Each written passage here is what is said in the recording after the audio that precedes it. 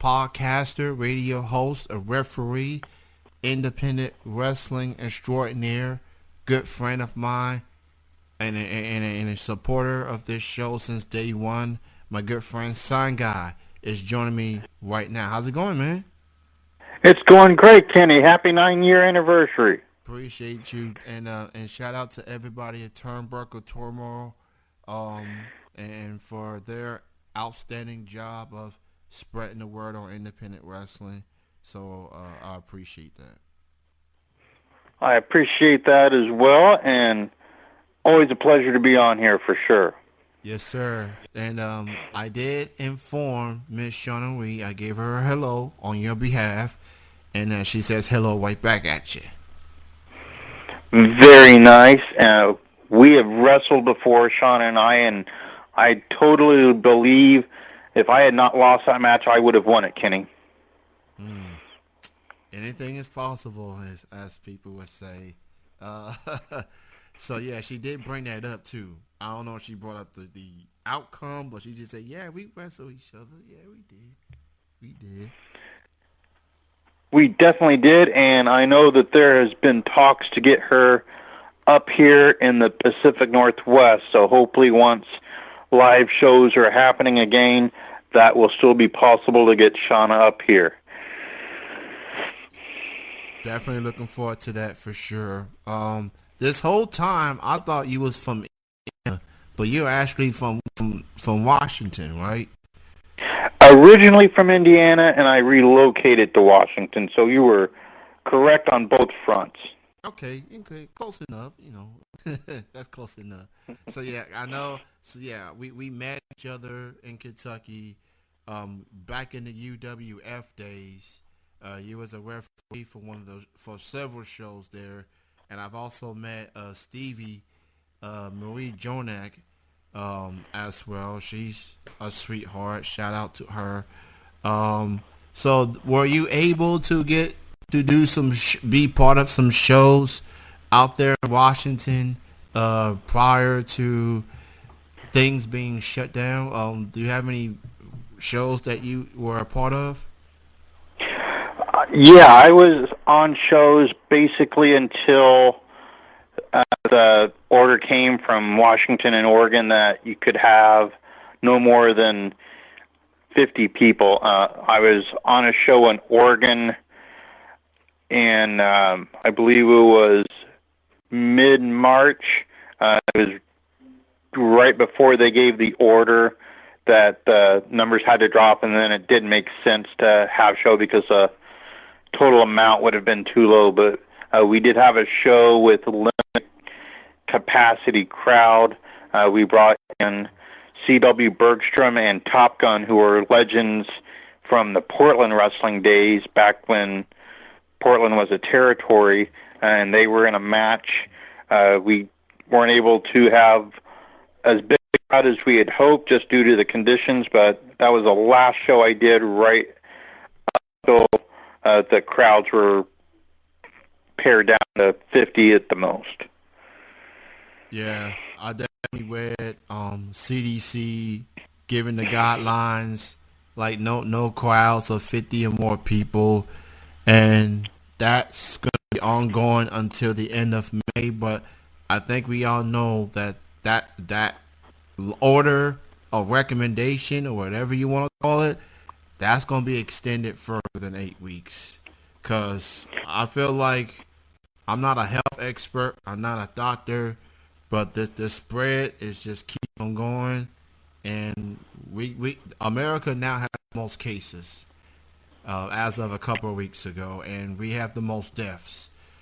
So until things starts to slow down, it's entertainment as we know it is on the back burner for now, and it's heartbreaking because there's a lot of talented shows, there's a lot of talented individuals. Wrestling is their livelihood, it's a passion, and they're not gonna be able to do it for a while, and it's like everybody's got to be at home, quarantine. It definitely is not the ideal situation. Like you said, there's a lot of talent out there. hopefully once we get going, everybody's going to be back, and the layoff's going to have some good from it. I think a lot of people that were nursing injuries and trying to get through some injuries are going to be healed, so they're going to be ready to go. Hopefully guys are still doing some training and getting their skills sharpened. I think once crowds start to slowly rise, and I think it's a situation where we're going to see the numbers slowly rise up rather than get the all clear to have maximum capacities. So I think that's going to taper up, and we'll see the crowds increase, and hopefully independent wrestling is going to be very healthy in the next several months. I definitely agree with that. It's a blessing in disguise for those that are recovering from injuries, getting more time to rest and heal. It also gives people time to train at their homes and exercise, stay in good shape, and just staying ready. Once everything gets back to the point that we can actually be in the same, be close to each other. I do see people, I think it's most likely that, we're going to be seeing more people wearing masks, not just in wrestling shows in the audience, but just sports events, if and all once everything is resumes. I definitely think you're right. I think people will more as just a precaution rather than it being mandated even. I think people are just going to be a little more leery of things until we move past it completely, but I'm sure promoters are going to want their fans and their staff and their talent to be as safe as possible, so that's just something we're going to have to get accustomed to, and I'm sure at some point things will be back to normal. But yeah, I definitely can see people utilizing a mask on a more frequent basis. Pretty much. We already seen like WWE and AEW still doing shows every week. Since they are no longer doing shows in front of crowds for a while, and now Impact Wrestling, they got Rebellion coming up. They doing shows with no audience as well. I'm happy to see my friend, fellow Kentuckian Larry Lee, making his debut this past Tuesday. Looked pretty good. AC Romero and them. So with wrestling, I appreciate. I got mixed feelings about WWE and AEW and even Impact doing shows with no crowds. It's not because of the no crowds per se. Like, I get that. But these performers, they putting themselves at risk with this COVID-19. So what is your honest thoughts on these shows, these companies doing shows with no crowds, but yet still these wrestlers are at risk? I think it's a situation where the individual talents are going to have to decide for themselves where they fall risk-wise. I know that WWE has medical staff on hand, as does AEW. I presume Impact as well. They're monitoring the health of the performers, making sure everybody's healthy as can be going into it. I think as long as they're prepared to make adjustments when need be, and if someone just in general doesn't feel well, or if they show a symptom of the virus, then they can be replaced without any question. It doesn't get held against them. I think what they're doing is actually kind of a good thing, just because more than ever people do need a break from what's going on. They need that entertainment, and these companies are doing the best that they can under very, very difficult circumstances. They're producing these shows with no revenue coming in from live crowds. They aren't selling the merchandise at the arenas like they normally would. So we're talking hundreds of thousands, if not millions of dollars every month from these companies that they're losing, but they're still out there doing the best they can to create a situation where there's a little bit of diversion, a little bit of new content out there. I know several people at both the major companies, AEW and WWE, and I applaud them for what they're trying to do. They're doing the best they can with the situation presented to them, trying to stay healthy, trying to entertain the people, and put out a product that the people will enjoy. Impact Wrestling, I think, is going to follow suit. And speaking of Larry D, like you just were, I worked for him in November. I was able to make my debut for his company there in Paris, Kentucky. So it's really good to see Larry D. He's worked very, very hard to get where he is. Great that he was able to sign with them and has been up on TV in the last few weeks. Yeah, so he's making us Kentuckians proud for sure. I saw him make his first match at an event called Outbreak, and that was on Twitch.tv. So I was there for his official in-ring debut since he signed on the dotted line. He looked great, and he looks forward to more opportunities once presented to him, and I look forward to seeing more of Larry D on my TV screen once everything gets back to somewhat semi-normal, I guess, when people are able to do so. But I will say we did have some sad news from the past 24 hours from a lot of people losing their jobs, and then Howard Finkel passed away at the age of 69, the legendary in-ring announcer. Do you have any favorite Howard Finkel moments, Sun Guy? Oh, for sure. Howard Finkel, one of the greatest ring announcers that ever was. He sort of set the standard for ring announcers. Very, very professional.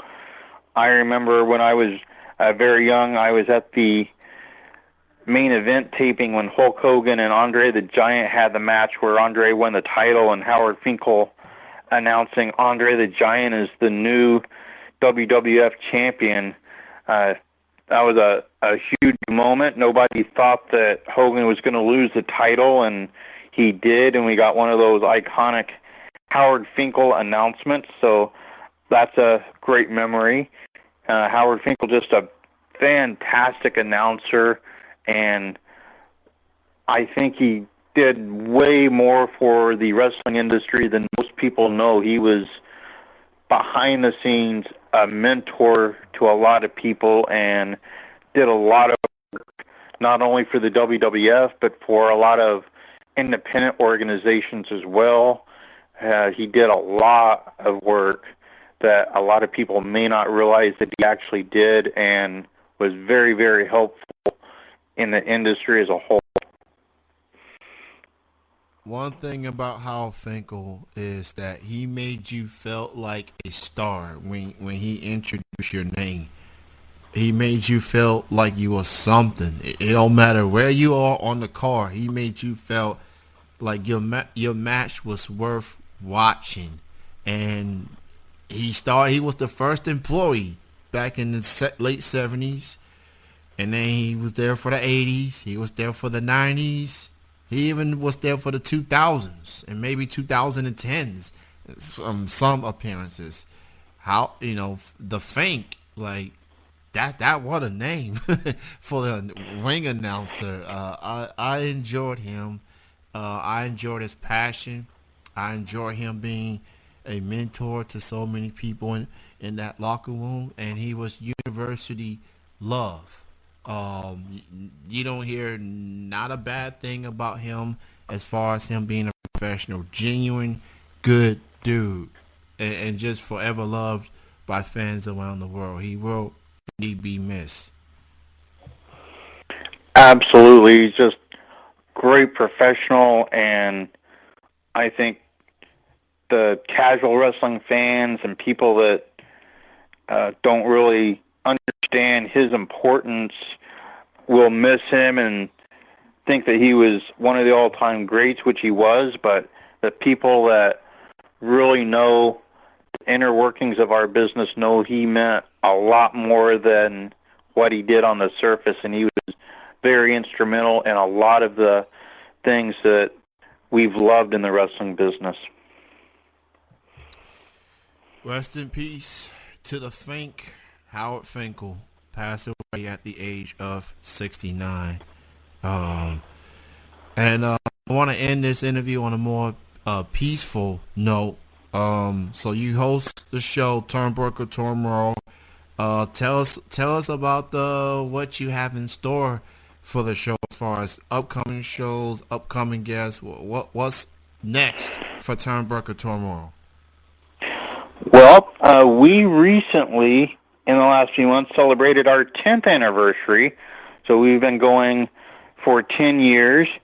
And in the last few weeks, we've added a couple of new co-hosts. Local Washington State wrestler Randy Zellers joined us as a co-host, and he's been on a few times and has co-hosted some shows. And Portland, Oregon-based professional wrestler J.B. Moonshine has also joined our staff, and he's done a great job so far in the few episodes he has co-hosted with us. So our staff has grown. And in the next few shows, coming up just tomorrow, we're going to have Paul Freakshow on. He is formerly Paul Moonshine. He betrayed his family, joined a group called the Freak Show, and rechristened himself Paul Freakshow. So he will be with us tomorrow. And then Sunday afternoon, we have a rookie out of Oregon named Caleb Rex who will be on the show. He's in his first year of professional wrestling, has shown signs that he's going to be very, very good.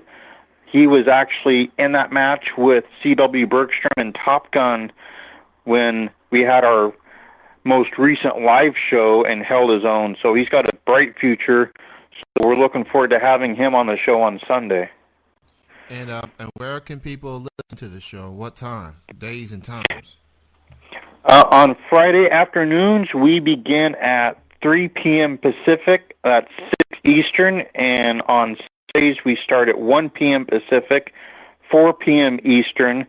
You can go to blogtalkradio.com and look for Turnbuckle Turmoil. You can also hear us on all of your favorite podcast forums, Podcast Addict, Spotify, Apple, all of those type of forums. You can look us up there and find us very easily. And then also on Saturday afternoon, we are starting up a brand new show. It's a spin-off of Turnbuckle Turmoil.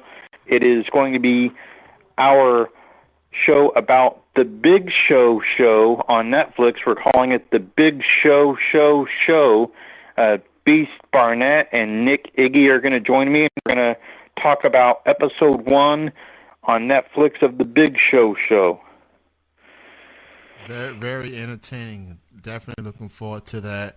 I've been fortunate to be a guest on Turnbuckle Turmoil, and congrats to you and your crew on 10 years. I'll be at that 10-year mark around this time next year. So just hard work and dedication. So congrats to you fellas on that milestone. And I'm going to go ahead and let you go, man. Thank you so much for calling in. Thank you for your support, and keep up the good work, man. You and the crew are doing great things. Thank you, Kenny. Always my pleasure to be on here, and I want to congratulate you on 9 years. I know you work very hard on Triple Threat Wrestling Radio. I've always enjoyed it. Always enjoy seeing you whenever we get to cross paths. Hopefully we'll get to do that at some point later this year. Absolutely, man. Be safe, and we'll see each other again once this pandemic slows down. Sounds like a plan. Thank you again, and best wishes on another 9 years.